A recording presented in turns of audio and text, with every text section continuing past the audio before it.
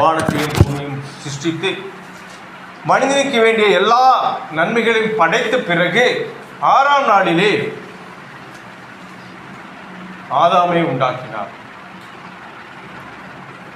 தன்னுடைய சாயலாக உண்டாக்கினார். சிறிது காலம் சென்ற பிறகு ஏவாளை உண்டாக்கினார். ஆதாமும் ஏவாளும் தேவனுடைய சாயலில் சிருஷ்டிக்கப்பட்டார்கள். அற்புதமான அந்த தோட்டத்திலே மனிதனுக்கு தேவையான எல்லா ஆசீர்வாதமும் எல்லா நன்மைகளும் நிறைந்திருந்தது. அது மனிதனுக்கு போதும் என்று தேவன் நியமித்திருந்தார். தேவனும் மனிதனும் ஆதாமும் ஏவாளும் பிதாவாகிய தேவனோடு சாயங்கால வேளையிலே அனுதினமும் உறவாடி கொண்டிருந்தார்கள், சம்பாஷித்துக் கொண்டிருந்தார்கள். அந்த உறவு விலை மதிக்க முடியாத ஒரு உறவு, ஒரு பிணக்கம், ஒரு அன்பு, ஒரு ஐக்கியம். ஆண்டவராகிய இயேசு கிறிஸ்து, பரிசுத்த ஆவியானவர், பிதாவாகிய தேவன் அங்கே பரலோகத்தில் இருக்கிறது போல இங்கே பூலோகத்திலே ஏதேன் தோட்டத்திலே ஆதாமும் ஏவாளும் தேவனும் சம்பாஷித்துக் கொண்டும் உறவாடி கொண்டிருக்கிற வேளையிலே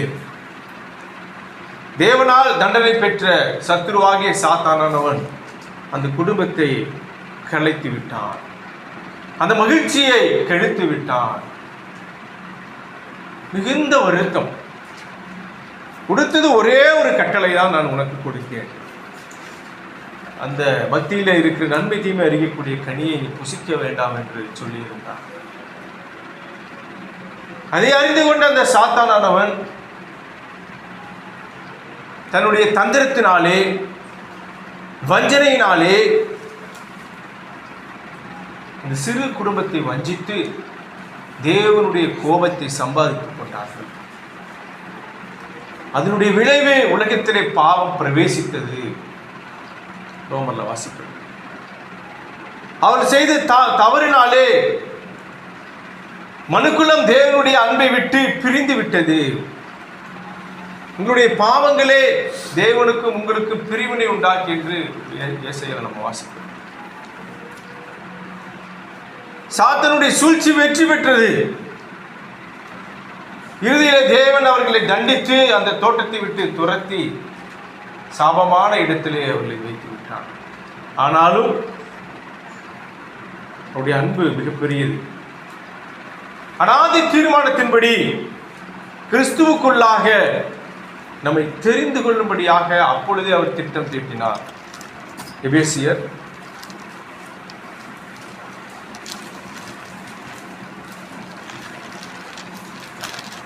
பாவம் செய்த மனிதருக்கு பரிகாரமாய் காளை, இளங்காளை, வெள்ளாட்டுக்கடா போன்ற ரத்தம் சிந்தப்பட்டது.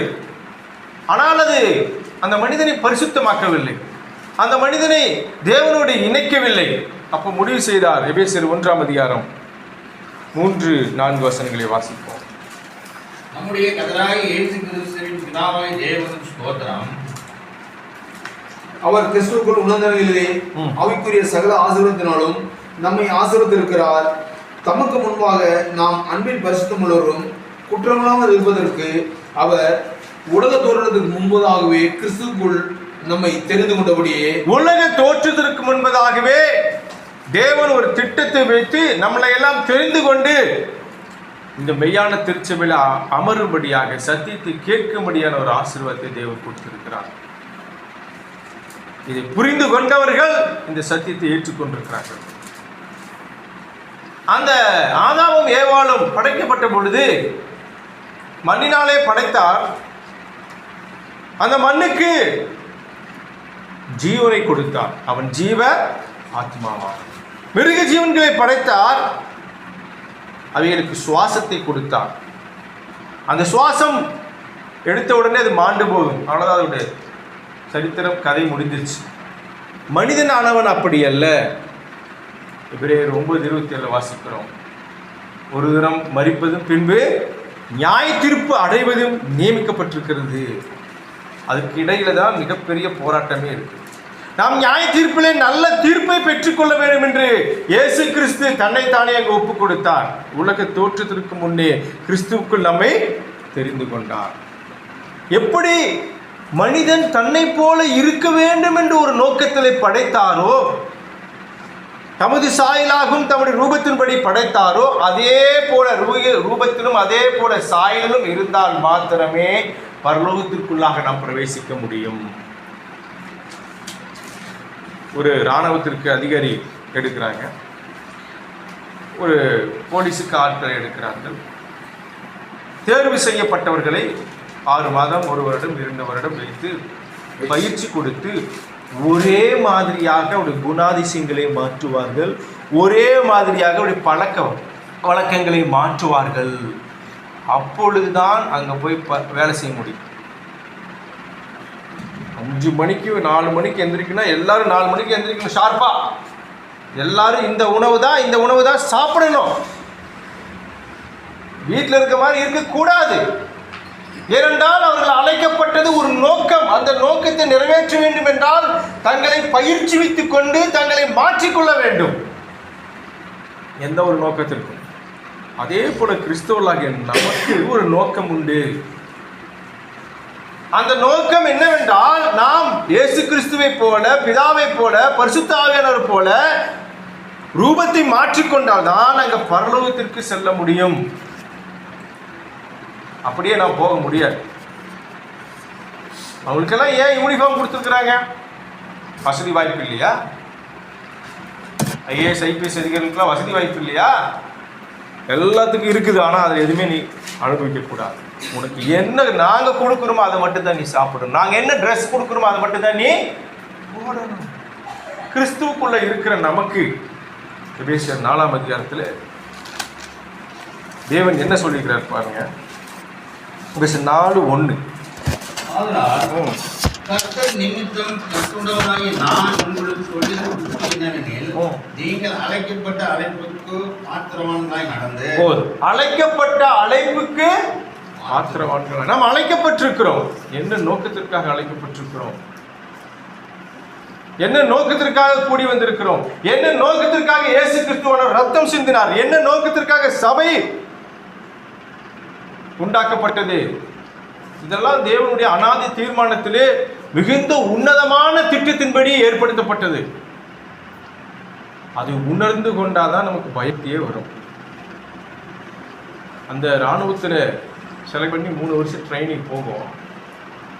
செலக்ட் பண்ணி போகும்போது ஒரு 60-70 பேர் போவாங்க ஒரு பேட்ச்க்கு.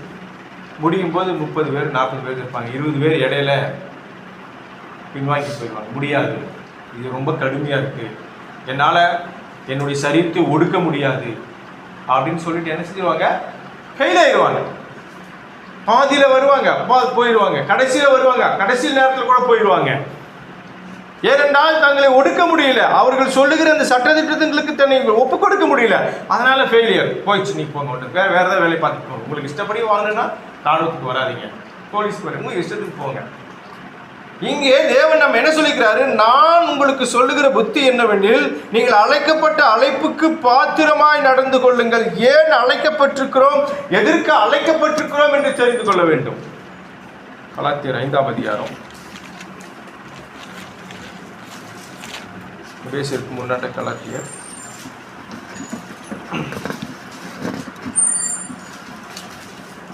16வது வசனம். இன்னும் நான் சொல்வது என்னவென்றால், ஆவிக்கேற்றபடி நடந்து கொள்ளுங்கள், அப்போது மாம்ச இச்சைகளை நிறைவேற்றாது. நாம் எதற்கு அழைக்கப்பட்டிருக்கிறோம்?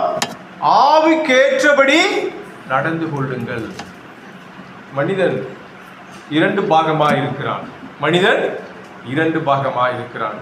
ஒன்று மண்ணு, இன்னொன்று ஜீவாத்மா. ஒன்று மண்ணு, இன்னொன்று ஜீவாத்மா. மண்ணான சரீரமானது நாளுக்கு நாள் அழிந்து கொண்டு போகிறது. 2 கொரிந்தியர் 4ஆம் அதிகாரம் 14 - 16 வரை. ஆனபடினாலே புறம்பான மனிதனானது அழிந்தும் உள்ளான மனிதனானது நாளுக்கு நாள் இல்லாதப்படும். 2 பாகம் உடையவன் மனிதன். மண்ணு, ஆத்மா.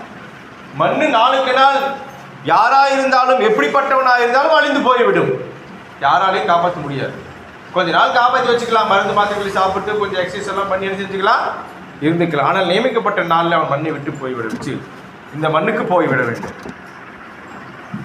ஆனால் அந்த ஆத்துமாவையோ தேவன் கவனிக்கிறார். அதான் சொல்றாரு கலாத்தியர் 6:5-16, ஆவிக்கேற்றபடி நடந்து கொள்ளுங்கள். இன்னொன்று மாம்சம், 2 வாழ்க்கை இருக்குது. ஒன்று மாம்ச வாழ்க்கை, இன்னொன்று ஆவிக்கேற்ற வாழ்க்கை. அதே கலாத்தியர் 5:5 24 வசனம்.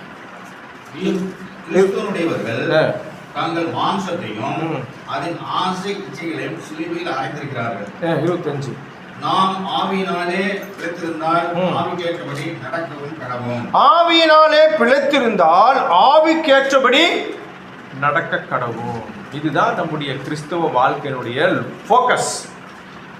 எதுக்காக நாம் அழைக்கப்பட்டிருக்கிறோம்? மாம்சத்தின்படி வாழ்வதற்காக அழைக்கப்பட்டிருக்கிறோமா, ஆவியின்படி வாழ்வதற்காக அழைக்கப்பட்டிருக்கிறோமா? நம்ம எதை நோக்கி பிரயாணப்பட்டு கொண்டிருக்கிறோம்? பொதுவாக மனிதர்கள் எதுக்காக சாமி கும்பிடுவாங்க? ரொம்ப கஷ்டமா இருக்குதுங்க, என்ன பண்றது? அந்த ஊருக்கு அங்க போனீங்கன்னா அந்த பிரச்சனையெல்லாம் தீர்ந்துருங்க. அப்புறம் இவரு சொல்ல, இப்படி ஒரு கஷ்டம் வந்துருச்சுங்க. ஓ அப்படியா, நீங்க இந்த ஊருக்கு இங்க போனீங்கன்னா இந்த கஷ்டமெல்லாம் தீர்ந்துருங்க. இன்னொருத்தர் சொல்றாரு, இப்படி தீரவே மாட்டேங்க, இதுக்கு பரிகாரம் எல்லாம் பண்ணுங்க. திருமணம் செய்து போனா கல்யாணம். அது சொல்ல வரல நானு. இதுக்கு பரிகாரம் எல்லாம் பண்ணுங்க, இதெல்லாம் பண்ணா என்ன ஆயிரும், உங்க வாழ்க்கையில நல்லது நடக்கணும். நம்முடைய சிந்தனைகள் எதை பின்பற்றி நாம் சபைக்கு வந்து கொண்டிருக்கிறோம்? அதுக்காக மாம்சத்துக்குரிய ஆசீர்வாதத்தை தரமாட்டேன்னு சொல்ல வரல. யோவான் சுவிசேஷம் 10 இயேசு கிறிஸ்து சொல்லுகிறார், நானே வாசல், என் வாசல் வழியாய் உட்பிரவேசியுங்கள். அப்புறம் வாசல் என்ன ஆசீர்வாதத்தை கொடுக்குறாரு நமக்கு?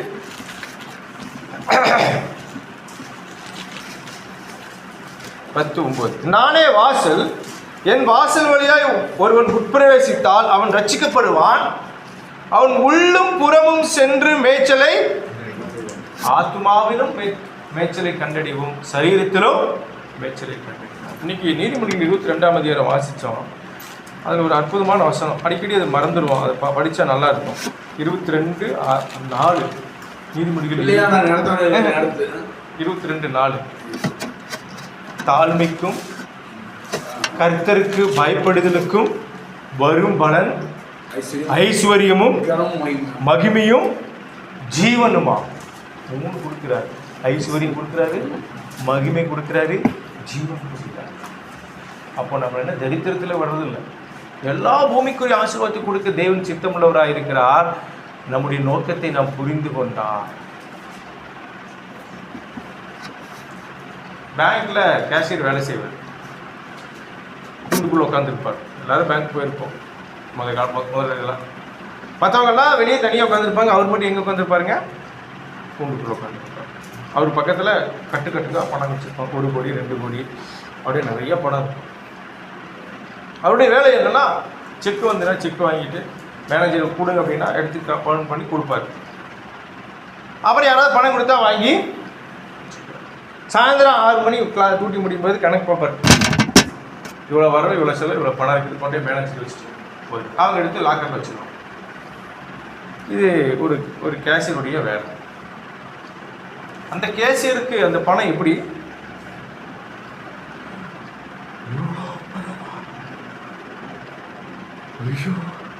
அப்படின்னு எனக்கே தோணுமா? அவனுக்கு ஒரு பேப்பர், அவனுடைய சம்பளம் 1 லட்சம் ரூபாய்னா 1ஆம் தேதி வரைக்கும் வேலை செஞ்சாதான் 1 லட்சம். ஆனால் டெய்லி அவன் பார்க்கறதுல என்னது? பணம். அந்த பணம் அவங்க கூட இருக்குது அப்படிங்கிறதுனால அதை அனுபவிக்க முடியுமா? அவனுடைய நோக்கம் என்ன? இந்த தாள்களை கொடுத்து விட்டு இந்த தாள்களுக்கு வேற தாள்கள் வாங்கி வைக்க வேண்டும். அவன் தனக்கான வேலையை செய்து தனக்கான கூலியை பெறும்படியாக 30 நாள் வேலை செஞ்சாதான் அவனுக்கு என்னது? சம்பளம். அந்த சம்பளத்துக்காக தான் வேலை செய்யறான். சில பேர் என்ன செஞ்சிடறாங்க, ஆசைப்பட்டு இதில் கையாடல் செய்து விடுகிறார்கள். பேராசை. இங்கே அவனுடைய நோக்கத்தை மறந்து விட்டான். அவன் எதுக்கு அழைக்கப்பட்டான் என்பதை மறந்து விட்டான். இது இது என்னதல்ல, இது என்னை சுற்றிலும் இருக்கிற இந்த பொருட்கள் எல்லாம் என்னதல்ல. கிறிஸ்துவர்களாகிய நமக்கு இந்த பூமியானது நம்மை சுற்றிலும் இருக்கிற இந்த பணத்தை போன்று. இதை அனுபவிக்கும்படியாக எனக்கு அனுமதி கொடுக்கப்படவில்லை. அது எண்ணெய் அப்படி வீசிடணும். எண்ணெய் கட்டு தூக்கி தான் போடுவான். அப்படி பேட்டர் போட்டு தூக்கி வீசும். அப்படி பேட்டரி போட்டு தூக்கி வீசும். அப்படியே 1-2 எடுத்துப்பாங்க. இதெல்லாம் அவனுக்கு அது போல தான் நம்முடைய வாழ்க்கை. கிறிஸ்துவுக்குள்ள அழைக்கப்பட்ட பின் இந்த உலகம் கட்டுக்கட்டான பணத்தை போல தெரிய வேண்டும். நம்முடைய நோக்கம் என்ன? நம்ம எதற்காக அழைக்கப்பட்டிருக்கிறோம்? இங்கே தேவன் நீதிமொழிகளை சும்மா ஒரு சின்ன வசனம் வந்துருச்சு. அதனால் இங்கே வந்துட்டு ஐஸ்வர்யமும் மகிமையும் கொடுக்குறாரு. யாருக்கு கொடுக்குறாருன்னா, அது இல்லை, இது என்ன ஒரு பணம் அப்படின்னு நினச்சிட்டிங்கன்னா கொடுத்துருவார். அது பணம் அப்படின்ட்டா கொடுக்க மாட்டார். நம்ம தேடி தேடி ஓடிக்கிட்டே இருக்கணும். ஓடி நம்மளை முருக வேதனையினாலே குத்திக் கொள்ள வேண்டும். நாம் ஆவிக்குரியவர்களாக நடந்து கொள்ள வேண்டும். கலாத்தியர் 5ஆம் அதிகாரம். நாம் எதற்காக அழைக்கப்பட்டிருக்கிறோம்? ஆவிக்கேற்றபடி நடந்து கொள்ளுங்கள், அப்பொழுது மாம்ச இச்சையை நிறைவேற்றாதிருப்பீர்கள். 25ஆம் வசனம். நாம் ஆவியினாலே பிழைத்திருந்தால் ஆவிக்கேற்றபடி நடக்க கடவுள். எங்க பிரச்சனை ஆகுது? எதனால ஆவிக்கேற்றபடி நடக்க முடியல? மனிதன் மறுபடியும் அதே தான். 2 பாகம், ஒன்று புறம்பானவன், இன்னொன்று உள்ளானவன். அதுக்கு 1:2 பவுல் அழகா சொல்றாரு. ஒன்று ஜென்ம சுபாவம், இன்னொன்று ஆவிக்கேற்ற சுபாவம். இன்னைக்கு வேத வாசிப்பு 1:2 அதிகாரம். புறம்பான மனிதனையும் உள்ளான மனிதனையும் வேறு வார்த்தைகளாலே அருமையாக அடையாளப்படுத்துறாரு. 1:2 அதிகாரம் 12ஆம் வசனம் வாசிப்போம். நாங்களோ உலகத்தின் ஆவியை பெறாமல் தேவனால் எங்களுக்கு அருளப்பட்டவைகளை அறியும்படிக்கு தேவனிலிருந்து புறப்படுகிற ஆவியை பெற்றோம். போதும். 2 ஆவி. உலகத்தின் ஆவி, தேவனால் எங்களுக்கு அருளும்படி தேவனிடத்தில் புறப்படுகிற தேவ ஆவி. அது இங்கேதான் இருக்குது. ஒரே சரீரத்தில் 2 ஆவி இருக்குது. மாம்சத்துல உலகத்து ஆவி உட்கார்ந்து இருக்குது, ஆவியில தேவ ஆவி. வித்தியாசம் இருந்தாதான். இல்லாட்டி ஆவியிலே போய் மனுஷ ஆவிதான் உட்கார்ந்துருக்கும், உலகத்தின் ஆவிதான் உட்கார்ந்துருக்கும். அவங்க தான் யாரு? கோயிலாக சுற்றுறவங்க. எனக்கு இது சரியாகணும், அது சரியாகணும், இந்த பிரச்சனை தீரணும், அந்த பிரச்சனை தீரணும், அவனை விட பெரிய வீட்டை கட்டணும், இவனை விட பெரிய வண்டி வாங்கணும், அவனை விட சொத்து சேர்க்கணும். அவங்களாம் யாரு? 2மே ஒரே ஆவியினால் நடத்தப்படுகிறவர்கள். உள்ளான மனிதனும் புறம்பான மனிதனும் உலகத்தின் ஆவியால் நடத்தப்படுகிறவர்கள். ஆனால் பவுல் என்ன சொல்றாரு?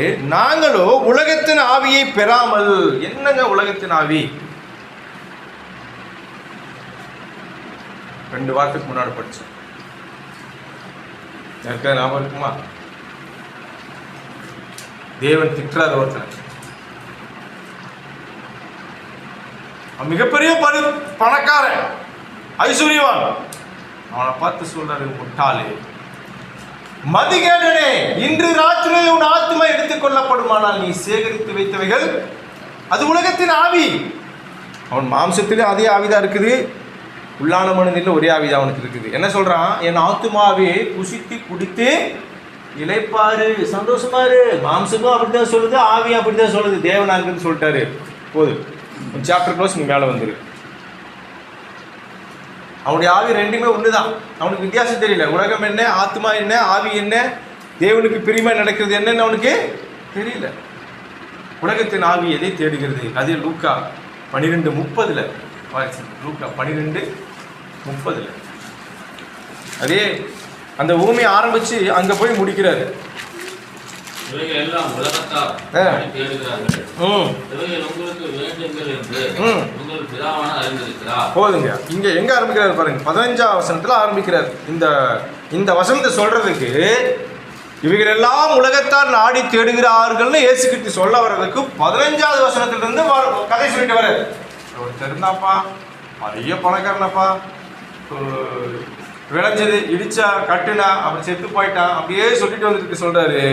இவைகள் எல்லாம் உலகத்தார். உலகத்தின் ஆவி என்ன? எண்ணத்தை குடிப்போம், எண்ணத்தை குடிப்போம், எண்ணத்தை குடிப்போம், எதை தேடுவோம், எதை பண்ணுவோம், இதெல்லாம் தேவை என்று உங்கள் பரமபிதா அறிந்திருக்கிறாரே.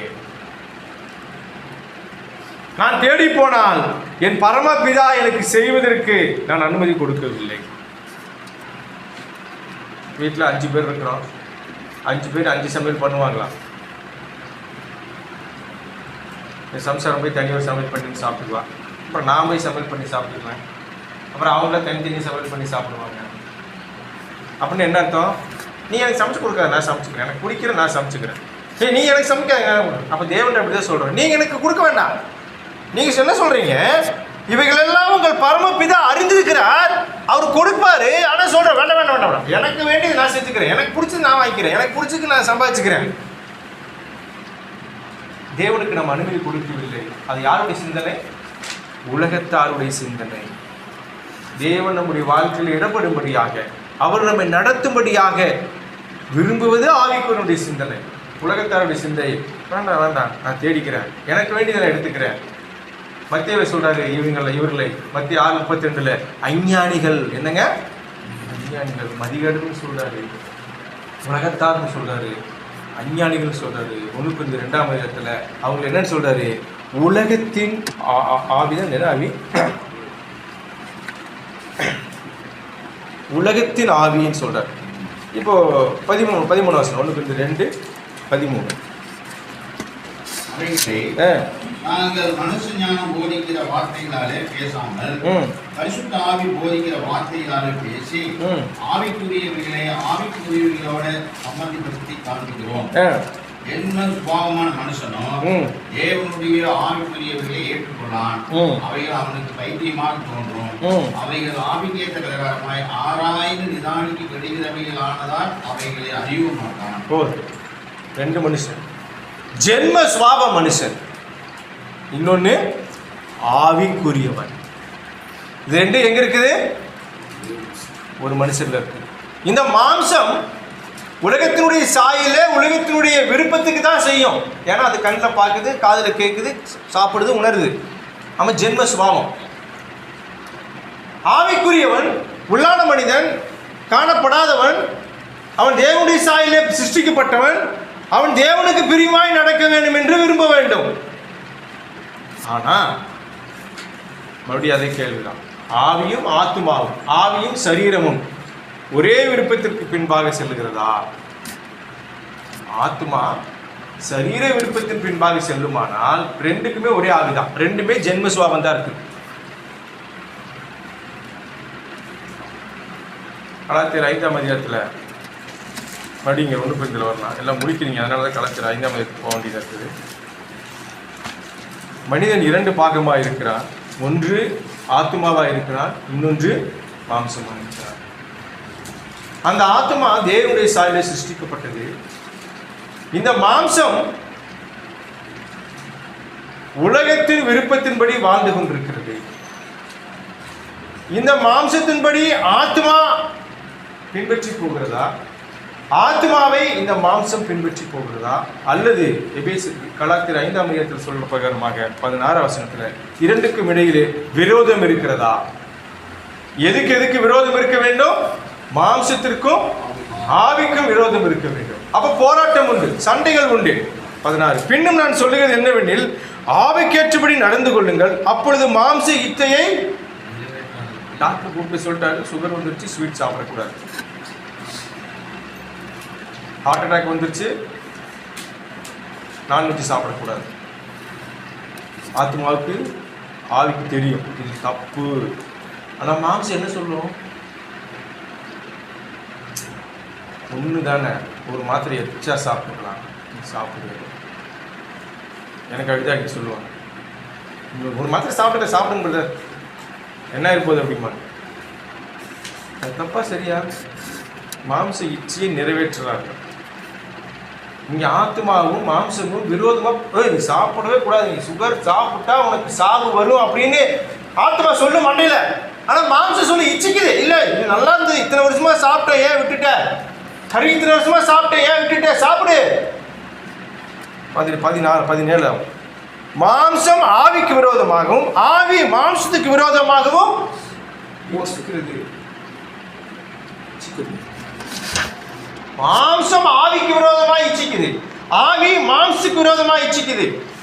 பைபிள் எடுத்த உடனே தூக்கம் வருதா? ஆத்மா சொல்லுது நீ பைபிள் படிக்கணும் அப்படின்னு. மாம்சம் சொல்லுது இதெல்லாம் குழந்தையிலிருந்து படிச்சாச்சு, படிச்சா போர் அடிக்குது, என்ன இருக்குது படிக்கிறதுக்கு. ஆவி சொல்லுது இல்லை நீ இது படிச்சாதான் ஜீவனா இருக்குது. மாம்சம் சொல்லுது ஒரு வேலைக்கு போய் முடிச்சு வந்துடலாம், அங்கே யாரோ ஃபோன் பண்ணிட்டாங்க அங்கே போயிட்டு வந்துடலாம். ஆவி சொல்லுது இல்லை கொஞ்ச நேரம் கொஞ்சம் படி. மாம்சம் சொல்லுது கொஞ்சம் தூங்கலாம் நல்லா இருக்குது.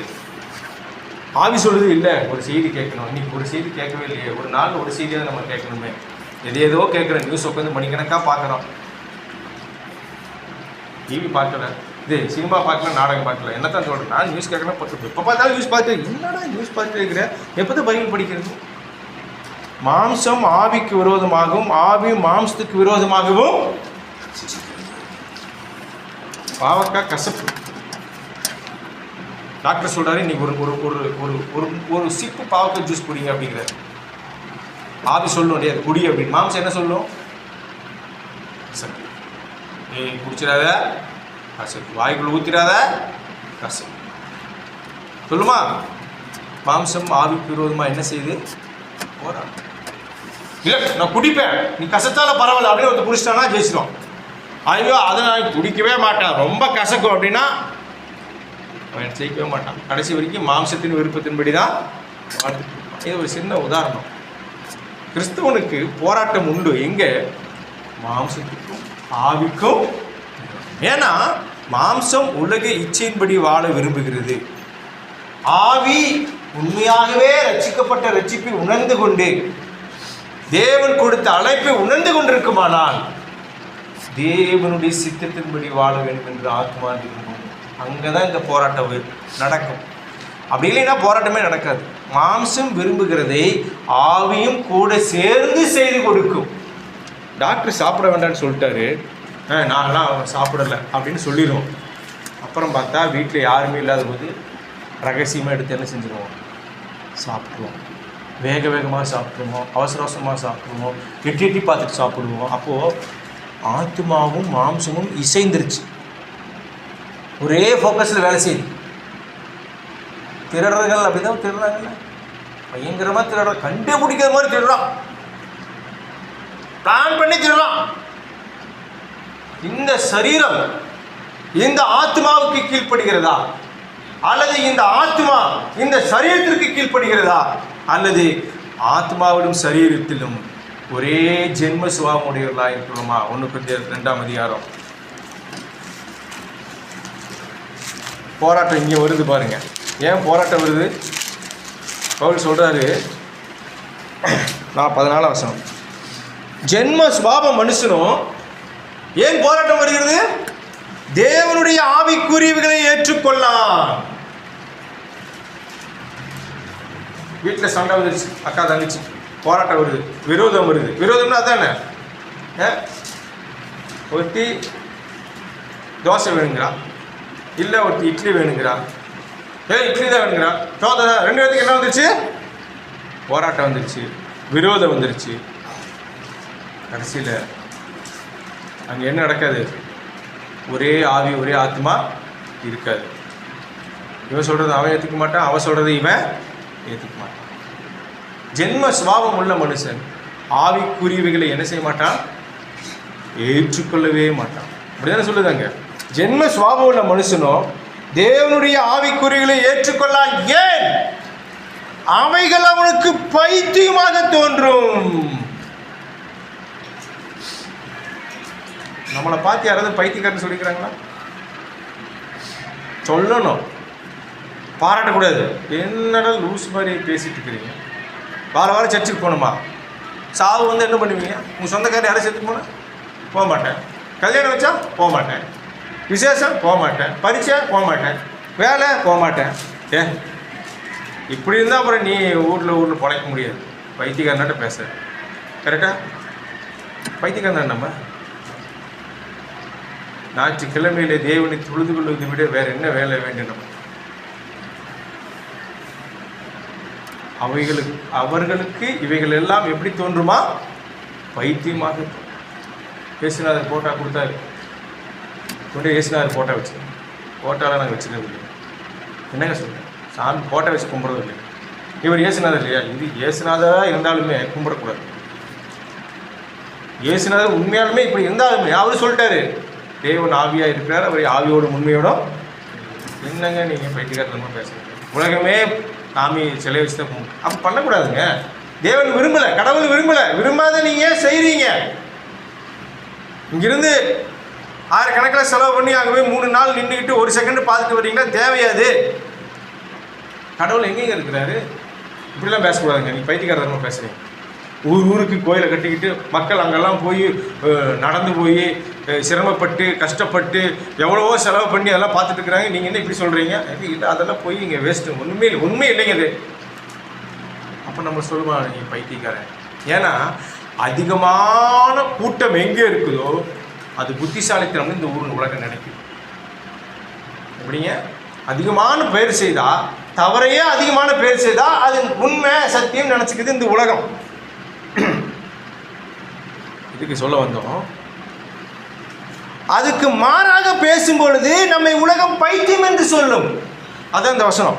ஜென்ம சுவாபமான மனுஷனோ தேவனுடைய ஆவிக்குரியவைகளை ஏற்றுக்கொள்ளான், அவைகள் அவனுக்கு பைத்தியமாக தோன்றும். ஏனென்றால் அவைகள் ஆவிக்கேற்ற பிரகாரமாய் ஆராய்ந்து நிதானிக்கப்படுகிறதானதால் அவைகளை அறிய மாட்டான்.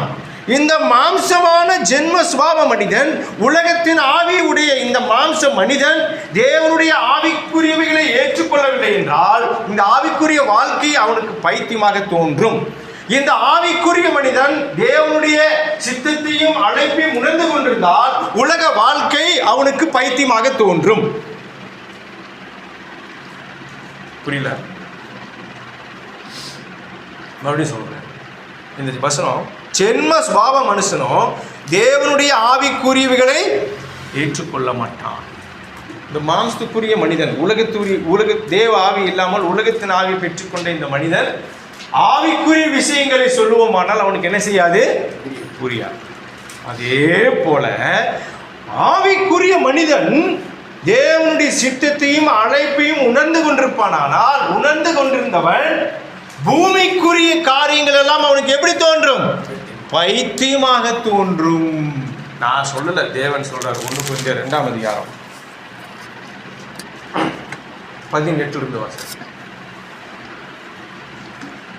1 Corinthians 1 அதிகாரம் 18. சிலுவை பற்றிய உபதேசம் கெட்டு போவர்களுக்கு பைத்தியமா இருக்கிறது, ரட்சிக்கப்படுகிற நமக்கோ அது தேவபலனா இருக்கிறது. அந்தபடி ஞானியுடைய ஞானத்தை நான் அழித்து புத்திசருடைய புத்தி அவமாக்கும் என்று எழுதியிருக்கிறது. ஞானி எங்கே? வேதபாரன் எங்கே? இப்பிரபஞ்ச தர்க்கசாஸ்திரி எங்கே? இவ்வுலகத்தின் ஞானத்தை தேவன் பைத்தியமாக்கவில்லையா? இவ்வுலகத்தின் ஞானத்தை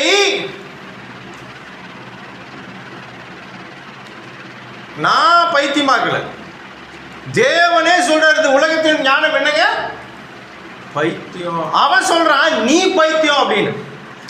சிலுவை பைத்தியம், பிரசங்கம் பைத்தியம் அப்படின்னா. அடுத்த வசனம் 19:21. எப்படி தேவ ஞானத்துக்கேற்றபடி, தேவ ஞானத்துக்கேற்றபடி உலகமானது சுய ஞானத்தினாலே தேவனை அறியாதிருக்கையில், உலகமானது சுய ஞானத்தினாலே தேவனை அறியாதிருக்கையில் ஒரு IAS அதிகாரி, IPS அதிகாரி, ISRO scientist, doctor, medical scientist யாருக்குமே என்ன தெரியாது? ரட்சிப்பு தெரியாது, கடவுள் தெரியாது, சபை தெரியாது, சுய ஞானத்தினாலே தேவனை அறியாதிருக்கையில் பைத்தியமாய் தோன்றுகிற பிரசங்கத்தினாலே விசுவாசிகளை ரட்சிக்கிறதுக்கு தேவனுக்கு பிரியமாயிற்று. பைத்தியக்காரன் பேசுற மாதிரி பேசுறீங்களே, இதெல்லாம் நடைமுறைக்கு ஒத்து வருமா?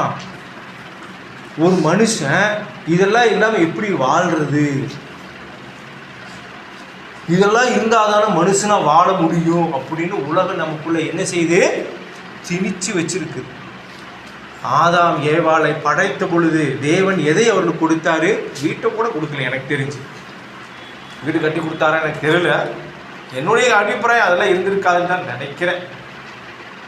ஏன்னா ஒரு வேளை வீட்டை கட்டி கொடுத்துருந்தா ஆதாம் ஆண்டவர் ஒரு ஓட்டு வீடு போதுமா, உடனே ஏவாளு நீயா கட்டுற, ஆண்டவர் கொடுக்குற ஒரு தார்ச்சி வீடு கேளு. சரி பரவாயில்ல ஆண்டவர் ஒரு மாடி எது கேட்குற, 3 மாடிக்கு சண்டை வந்திருக்கு. அதனால ஒருவேளை ஒரு கற்பனை தான். மனிதனுக்கு தேவையானவைகள்லாம் தேவன் கொடுத்து விட்டார். ஆனால் இந்த உலகம் என்ன சொல்லுது? இவைகளெல்லாம் இருந்தாதான் நீ உலகத்திலேயே வாழ முடியும். அதான் உலக ஞானமானது சுய ஞானத்தினாலே தேவனை அறியாய் இருக்கையில் பைத்தியமாய் தோன்றுகிற பிரசங்கத்தினாலே. பிரசங்கம் எப்படி இருக்குதுங்க? பைத்தியமா இருக்குது. சொல்லுங்க, சுவிசேஷத்தை சொல்லி பாருங்க, பைத்தியம் சொல்லுவாங்க. அப்போ தெரிஞ்சுக்கலாம், அப்பா நான் ஆண்டவர் பின்னாடி கட்ட போட்டுட்டேன். இல்லை நீங்கள் எப்படி வேணால் வாழ்ந்துக்கலாங்க, எப்படி வேணால் இருந்துக்கலாங்க, ஒன்றும் பிரச்சனை இல்லை. அப்படியே வார சர்ச்சுக்கு மட்டும் வந்துடுங்க. கத்திரி பற்றி ரொம்ப முக்கியம், ஐயோ அது விட்டுறாதீங்க. அப்புறம் காணிக்கு போட்டுருங்க. அப்புறம் அவ்வளோதாங்க. நியூ இயர் ஆனால் ஒரு எல்லாத்துக்கும் ஒரு சாப்பாடு போட்டுருங்க. அது போதுங்க. டிவி பார்க்காதீங்க. பிரசங்க 7ஆம் அதிகாரம் 29ஆம் வசனம். இந்த விக்கிரகத்தெல்லாம் கும்பிடாதீங்க. விக்கிரகங்களை கும்பிடுறதில்ல, நான் அப்படியே நல்லா தான் இருக்கிறேன். மனிதன் தேவனை செம்மையான உண்டாக்கினான். அதேதான். இதோ மனுஷனை செம்மையானவனாக உண்டாக்கினார். சரி, அவர்களோ அநேக உபாய தந்திரங்களை தேடிக்கொண்டார்கள். எதுக்கு? புதுசாக கண்டுபிடிப்பு வருது. இது எதுவாக நம்மளை பரலோகத்திற்கு வளைச்சிட்டு போகுமா? பரலோகத்திற்கு போவதற்கு தடையாக தான் எல்லா கண்டுபிடிப்பும் இருக்குது. உலக ஞானமானது தேவனை அறிந்து கொள்ளவில்லை. உலகம் இந்த சுவிசேஷத்தையும் இந்த பிரசங்கத்தையும் பைத்தியம் என்று சொல்கிறது.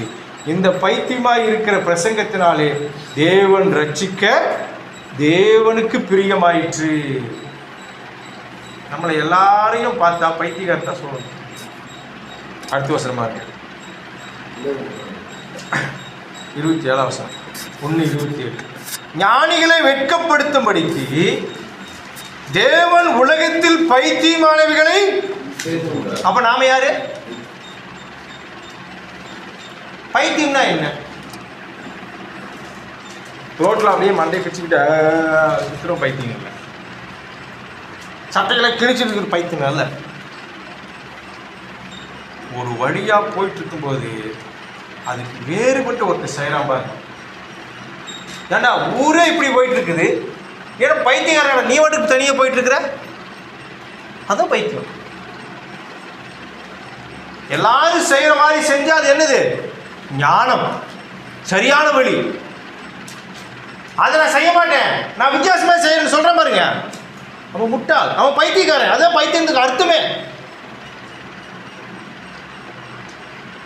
பிரியாணிக்கு ரசம் ஊற்றி சாப்பிடலாமா? சாம்பாரில் கறி போட்டு செய்யலாமா? தோசைக்கு தயிர் ஊற்றி சாப்பிடலாமா? பொங்கலுக்கு பாவக்காய் குழம்பு ஊற்றி சாப்பிடலாமா? சாப்பிட முடியாதுங்க, சாப்பிடக்கூடாதுங்க. எவனா அப்படி சாப்பிடுவானா? ஏன் நான் சாப்பிட்றேன்? ஏன் அது வேகலையா? அது உள்ளே போகாதா? சாப்பிட முடியாதா? சாப்பிடக்கூடாதா? சாப்பிட்டா நம்ம என்னன்னு சொல்லுவாங்க? பைத்தியமாட்டு தின்னுட்டு போயிடு, பைத்தியமாட்டு பண்ணிட்டு இருக்கிறா. உதாரணத்துக்கு சொல்கிறேன், பைத்தியம்னு என்ன அர்த்தம்னு சொல்ல விளக்கம் கொடுக்குறேன். எல்லாரும் போகிற வழியை போனால் புத்திசாலித்தனம்.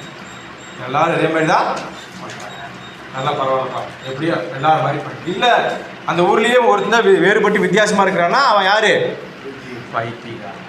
அப்போ என்னுடைய வாழ்க்கை உலகத்துக்கு எப்படி தெரியுதுங்க? பைத்தியமாட்டு தெரியும். நீ என்னடா இப்படி சுத்திட்டு இருக்கிற? நீ பாரு, உங்களோட படிச்சவனால 2 வீடு கட்டி எவ்வளோ சொத்து சம்பாதிச்சிருக்கிற. நீங்கள் என்னடானா இத்தனை கடனை வச்சுக்கிட்டு இவ்வளோ கஷ்டப்பட்டுட்டு இருக்கிற. கேட்டால் சர்ச்சுக்கு போகிற, ஊழியம் பண்ணுற, ஆத்துமாங்க, இதெல்லாம் எதுக்கு? தேவையே இல்லையே. பைத்தியமாக முடிச்சது உனக்கு. அடிக்கடி ஒரு வீட்டில் பைத்தியம் சொல்லுவாங்க நினைக்கிறேன். பைத்தியமாக இருக்கிற சுவிசேஷத்தினாலே என்னை ரட்சித்தார். நான் பைத்தியக்காரனாக இருக்கிறேன். உலகம் எனக்கு எப்படி தெரியும்? பைத்தியமா தெரிஞ்சாதான் அதை பின்பற்ற மாட்டேன்.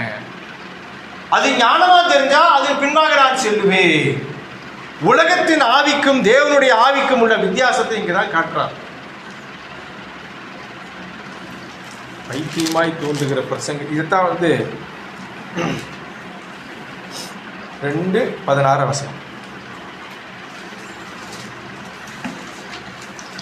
கர்த்தருக்கு போதிக்கத்தக்கதாக அவருடைய சிந்தையை அறிந்தவன் யார்? எங்களுக்கோ கிறிஸ்துவின் சிந்தை உண்டாயிருக்கிறது. நான் கர்த்தருக்கு போதிக்க முடியாது. கர்த்தர் என்ன போதிக்கிறாரோ அந்த சிந்தனை எனக்குள்ள, உலக சிந்தனை எனக்கு இருக்கக்கூடாது. ரோமர் 12:2 என்ன வசனம்? டக்குன்னு வரமாட்டேங்குது. ரோமர் 12 இப்பிரபஞ்சத்திற்கு தேவனுடைய நன்மையும் பிரிவும் பரிபூர்ணமான சித்தமும் என்னதென்று தகுதியாக மனம் புதிதாக ஆகுவதனாலே மனம் புதிதாக வேண்டும். தேவனுடைய சித்தம் பிரியம் இன்னதென்று அறிய வேண்டும். 1 Corinthians 2:16 படித்தோம். கிறிஸ்துவனுடைய சிந்தை நமக்குள்ளே இருக்க வேண்டும். தேவன் ஆதியிலே மனிதனை படைத்தார், மண்ணாக படைத்தார். அவனுக்குள் ஜீவ ஆத்மாவை கொடுத்தார். அந்த ஜீவ ஆத்மாவை சாத்தானுடைய வஞ்சனையினாலே பாவத்துக்கு உட்பட்டவன் மரித்து போனான். சாகவே அந்த மரணத்திலிருந்து ரட்சிக்கும்படியாக, அந்த மனுக்குலத்தை மீண்டும் தன்னுடைய சாயலை மாற்றும்படியாக, கிறிஸ்துவனுடைய சிந்தை நமக்கு வரும்படியாக உலக தோற்றத்திற்கு முன்னே இயேசு கிறிஸ்துவை தெரிந்து கொண்டு இந்த பூமிக்கு அனுப்பினார். அன்று என்று எப்படி சாத்தானவன் ஏவாளையும் ஆதாமையும் வஞ்சித்தானோ, இன்று வரைக்கும் நம்மை இந்த உலக வாழ்க்கையை கொண்டு வஞ்சித்து கொண்டு தேவனுடைய ஆவியை விட்டு உலக ஆவியும் ஜென்ம சுபாவ மனுஷனாய் இருக்கும்படியாக அனுதினமும் சாத்தானவன் நம்மை சோதித்துக் கொண்டு வருகிறான். நாம் தேவனுடைய ஆவி பெற்றிருப்போமானால் உலகம் நமக்கு பைத்தியமாக தெரிய வேண்டும். உலகத்தார் எனக்கு பைத்தியமாக தெரிய வேண்டும். கரெக்டாக சொல்லிட்டீங்கன்னா, உலகத்தார் என்னை பார்த்து பைத்தியம் நினைக்கணும். நான் உலக வாழ்க்கை பார்த்து என்ன நினைக்கணும்? பைத்தியம் நினைக்கணும். உலகத்தின் பார்வையிலே சுவிசேஷமும் பைத்தியம், சுவிசேஷத்தை பின்பற்றவங்களும் பைத்தியம். பைத்தியம் என்றால் நாம் வேறுபட்டு நடக்கிறவன், புத்தி சுவாதீனம் என்று அர்த்தம் இல்லை. ஆமாம், எனக்கு இந்த உலகத்துக்குரிய புத்தி இல்லை. தேவனுடைய ஆவி பெற்றிருக்க வேண்டும். தேவனுடைய ஆவி பெற்றிருப்பேனானால் இந்த சரீரம் உலகத்திற்கு பின்பாக செல்லாது. இப்படித்தான் வாழ்றது வாழ்க்கையில். இப்படி சொல்லிட்டு போயிருந்தா பட்டலாம் சாமியார் போயிடலாமா? உலக வாழ்க்கை வாழ வேண்டாமா? பூமியில் பிறந்தாச்சு, படித்தாகணும், சொத்து சேர்க்கணும், சம்பாதிக்கணும், கல்யாண காட்சி பண்ணணும். 1 Corinthians 10 நான் ஆரம்பத்தில் சொன்ன மாதிரி இடையில ஒரு உதாரணம், கேஷியர் தான் நான் வச்சுக்கணும். நீங்கள் நம்ம கேஷியரு, அந்த கேஷை நம்ம அனுபவிக்க கொடுக்கப்போம். நான் வரல இந்த உலகத்துக்கு, கேஷுக்கு என்ன வேலையோ அதை பண்ணிவிட்டு மாத கடைசியில் வர சம்பளத்துக்காக என்ன செய்கிறேன்? வேலை செய்கிறேன். போன முறை ஒரு உதாரணம் சொன்னேன். சென்னை போய் சேர வேண்டியது என்னுடைய கோல். நான் நடந்து போகலாம், ஃப்ளைட்டில் போகலாம், பஸ்ஸில் போகலாம், ட்ரெயினில் போகலாம், காரில் போகலாம். ஆனால் போகிற வழியில் இருக்கிற அந்த உணவகத்தை நான் வாங்கக்கூடாது. அந்த உணவுக்காக நான் ட்ராவல் பண்ணி அங்கே போகக்கூடாது. நான் இப்படி இருந்தால் மட்டும்தான் நான் அப்படி போவேன்னு சொல்லக்கூடாது. கடைசியில் ஒன்றுமே இல்லைனாலும் லாசருவை போல நடந்தே போகணும். நாய்கள் அவன் பருக்கைகளை நக்கிட்டு, நேற்று அந்த கதை கேட்டேன், அழுகாச்சி வந்துச்சு. அவர் படிக்கிறது சொல்றாரு, அந்த லாசருவை தேற்றுவதற்கும் ஆற்றுவதற்கும் மனிதன் இல்லையா, நாய் அவன் புண்ணு ஆத்துதான். ஏன் நக்குச்சுன்னா அது புண்ணு ஆறும். அப்படி என்ன பண்ணும்? அப்படி இருந்து அவர் எங்க போய் சேர்ந்தாரு? விசுவாசத்தின் தந்தையின் மடியில் படுத்தான் அப்படின்னு அவர் சொல்றாரு. ஆபிரகாம்னு அவர் சொல்லல, படிச்சவர், அந்த கதையை விளக்கினவர். நம்ம ஆபிரகாம் மடியில் படிச்சான்னு சொல்லுது. ஆனால் விசுவாசத்தின் தந்தையின் மடியிலே இவன் படுத்தான் என்றால் இந்த லாசரு எப்படிப்பட்டவனா இருந்தான்? விசுவாச வீரனாக இருந்தா ஒண்ணுமே இல்லைங்க. சாப்பிட்றதுக்கு ஒண்ணுமே இல்லை. பிச்சைக்காரனை விட கேவலமா இருந்திருக்கிறார். ஆத்துமா தேவன் மேலே வாஞ்சியா இருந்தது. இந்த பூமிக்குரிய வாழ்க்கை லாசருக்கு எப்படி இருந்தது? பைத்தியமாய் தோன்றிற்று. அந்த ஐஸ்வர்யவானுக்கோ லாசரை பார்த்தேன்னு, என்னடா பைத்தியக்காரன் படுத்து கிடக்குற, என்ன வாழ்ந்துட்டு இருக்கிற, நீ வாழ்றதுலாம் வேஸ்ட், உள்ள வந்து பாரு நான் எப்படி தூங்குறேன், எப்படி சாப்பிட்றேன். விசுவாசின் தந்தை அழகா சொல்லிட்டாரு, பூமியில என்ன சம்பிரதமா நீ வாழ்ந்த, இங்க வேதனைப்படு. அவன் அங்கே சாட்சி உள்ளவனாக மரித்தான், இன்னைக்கு சமாதானத்தோடு இருக்கிறான். என்னுடைய ஆத்துமா என்னுடைய மாம்சத்தின் பின்பாக போய் கொண்டிருக்கிறதா, அல்லது என்னுடைய மாம்சம் என்னுடைய ஆத்மாவுக்கு பின்பாக போய் கொண்டிருக்கிறதா? வித்தியாசமே தெரியல. ரெண்டுக்குமே ஒரே ஆவிதான் இருக்குது, ரெண்டுக்குமே ஜென்ம சுபாவம் தான் இருக்குது. அப்படின்னா ரொம்ப சிக்கல். ரெண்டுக்குமே ஆவிக்குரிய சிந்தனை இருந்ததுன்னா ரொம்ப ஆசீர்வதிக்கப்பட்டிருக்கிறோம். அப்போதான் கர்த்தர் சொல்றாரு, கர்த்தருக்கு பயப்படுதல் உங்களுக்கு ஜீவனையும் தாழ்மையும் ஐஸ்வர்யத்தையும் கொடுக்கும். நாம் ஆவிக்குரியவர்களாய் வாழ வேண்டும். ஜென்ம சுபாவத்தை உடையவர்களாக இருக்கக்கூடாது. உலகத்தின் ஆவியை உடையவர்களாக இருக்கக்கூடாது. உள்ளான மனிதன் இயேசு கிறிஸ்துவை போல கிறிஸ்துவின் சிந்தையிலே பிலிப்பியர் 2:5 நாம் வளர வேண்டும். தேவனுடைய நோக்கத்தையும் சக்தியை மருந்து கொண்டு வருவோம். உடைய பொறுமையான கவனத்திற்கு தனக்கானவர்கள் அல்ல, பிறடங்கானவர்களை நோக்குவானாக.